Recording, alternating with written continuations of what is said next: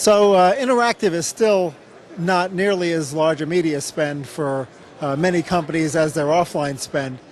So many analysts are sort of predicting the demise of the other 10 channels of media, but other people are just saying there's going to be a transformation to occur. So which of the forms of media do you think will make it through strongest, converting to digital media, and which forms of media do you think will get hit hardest?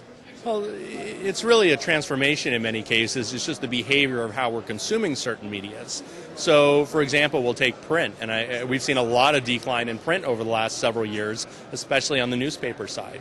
I know for myself, I have an iPad. I can consume the exact same content in many cases in a very similar looking format. I can consume it on my iPad. I can take it with me. It's portable. The content is going to be the same. So even if I'm consuming it on a different device, I'm still consuming the content. It's just how I'm consuming it. And the people who are from the publisher side who are able to shift, make those shifts and say, all right, how are people consuming our media? And then even more so for a publisher, how can I monetize what's happening there and make the most from an advertising spend or from an advertising revenue generator? How can I make the most to generate advertising revenues from my content at the same rate or better than I'm doing on the print side? Great, thanks.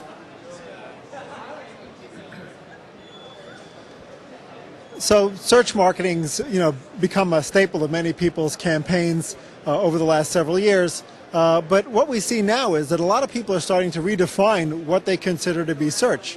You see search agencies getting into social media marketing.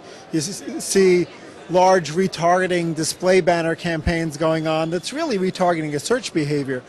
Where does the beginning and end of the search definition start? I think what we're finding is it's not necessarily the search definition which is changing.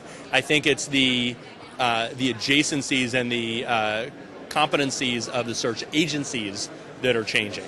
So I know for our search agency, they do a couple things which I would consider that fall outside of your core search. There was search retargeting from display. Well, that's not really search. It's using search. It's bouncing off of search. It's not search. I would consider search when somebody is searching. That's why it's called search. Somebody is actively pursuing me. It's the definition of push versus pull.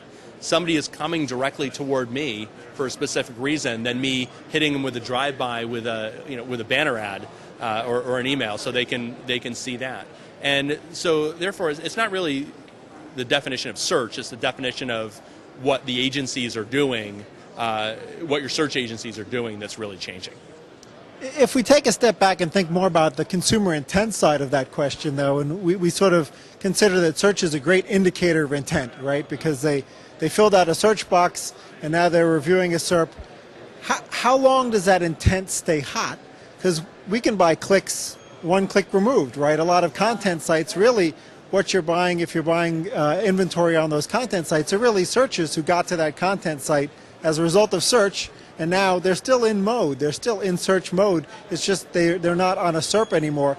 Some people would argue that search retargeting is the same way. In the next hour after they search life insurance quote, they may still be in that same high intent mode.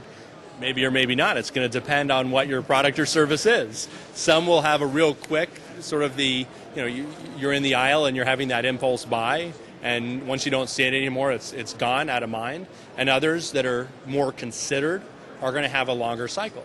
So it really, again, it just depends on what your product and service is. For something like life insurance, it's not really an impulse buy.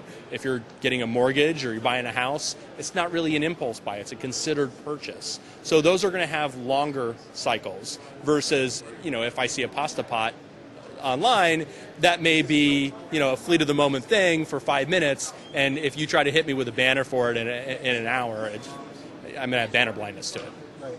Well, that actually jives well with the data that we've seen. We've seen that recency is one of the biggest indicators of a retargeting campaign success, and that closer recency is always better, but that sometimes it tails off really quickly for certain types of retargeting. And in other cases, for the industry categories or other marketers, you can actually be weeks out and still get a lot of performance out of a campaign.